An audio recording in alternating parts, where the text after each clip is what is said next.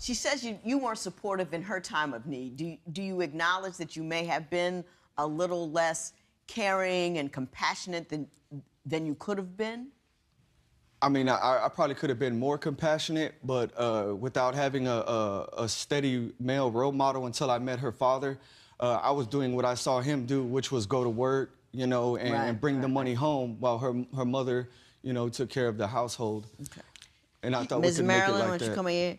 Is this around the time when Ms. Marilyn crept back into your consciousness?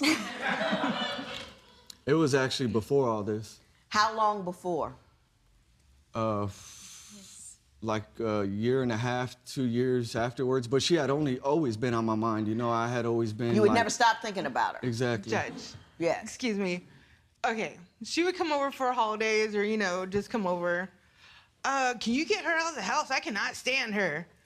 Why did you marry him? I cannot stand him. They hated each other for all these years. Is that accurate? Ms. Marilyn, I'm going to ask you, is that an accurate picture of how you two engaged, or was that just a clever ruse on your part?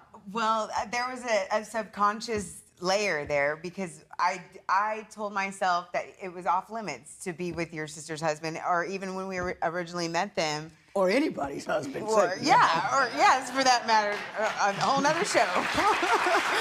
any of that. You know, as a side note. I said, you know, he's for my sister. They're together. I was actually with his ex-best friend for 10 years.